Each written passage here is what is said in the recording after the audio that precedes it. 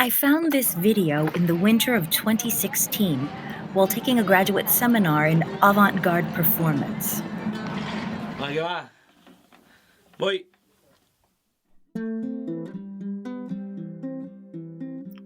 In it, 3 Mexican singers perform an original song, appealing to the Virgin Mary for protection and justice. Por hablar con libertad, les truncaron el camino.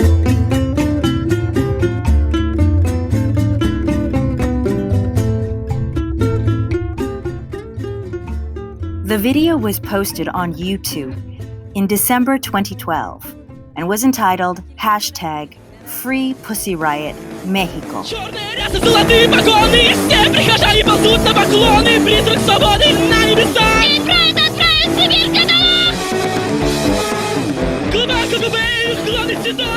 On February 21st, 2012, approximately a week before Prime Minister Vladimir Putin would seek a third term, members of the Russian feminist punk band and protest collective Pussy Riot entered Cathedral of Christ the Savior.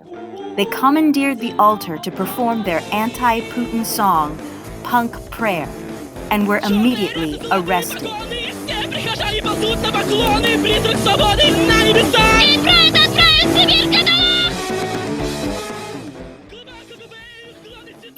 Pussy Riot produced a music video with edited images from the performance and a complete version of the song Punk Prayer.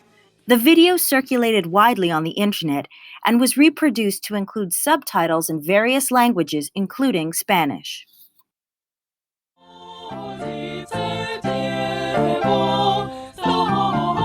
The Pussy Riot video and the #Free Pussy Riot Mexico video appear to be speaking to each other through a shared visual and symbolic language to produce what I'm calling a transcultural dialogue, or the use of images, symbols, and scenarios legible despite cultural and linguistic differences. For example, the colorful ski masks, or balaclavas, worn by Pussy Riot to hide their identity are versions of what was originally worn by soldiers in the Crimean War. For Mexicans, the balaclava can be read as the mask of the Zapatista freedom fighters, who began a guerrilla uprising against the Mexican government in defense of marginalized indigenous communities in Chiapas, Mexico. While the Cathedral of Christ the Savior, Moscow's largest Russian Orthodox church, was the ornate backdrop for Pussy Riot's infamous performance, the Mexican singers set their video against the grandeur of one of Mexico City's most beloved religious sites, Basílica de Nuestra Señora de Guadalupe. The basilica is a national shrine to the Virgin Mary, so when Pussy Riot asks the Virgin Mary for protection against Putin, as they do in the first lines of Punk Prayer, they are invoking a powerful transcultural symbol, one that represents protection for the oppressed, and a spiritualism untainted by corrupt governments or religious institutions.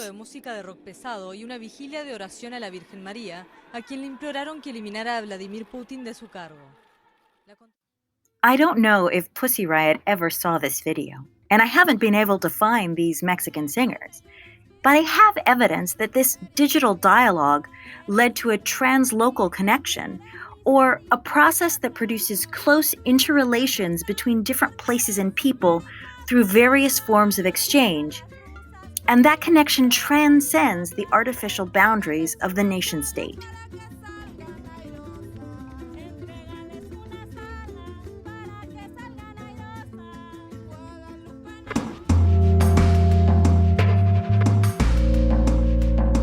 After her release from prison, Pussy Riot member Maria Aleojina received a hero's welcome when she spoke at the City of Ideas conference in Puebla, Mexico in November 2015.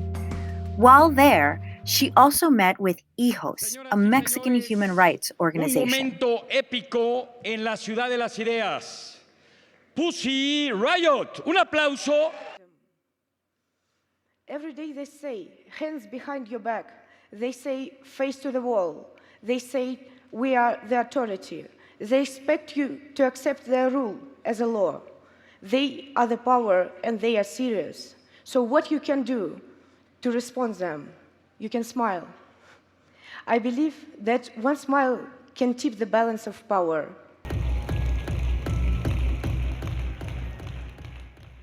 By employing recognizable signs of feminist resistance to patriarchy, corruption, and religious tyranny, Pussy Riot engaged in a transcultural dialogue.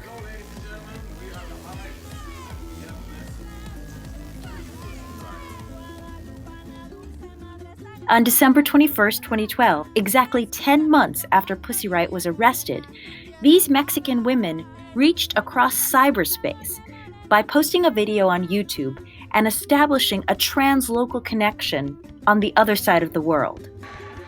There is no borders between us when it comes to the right of life.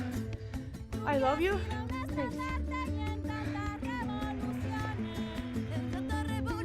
Thanks.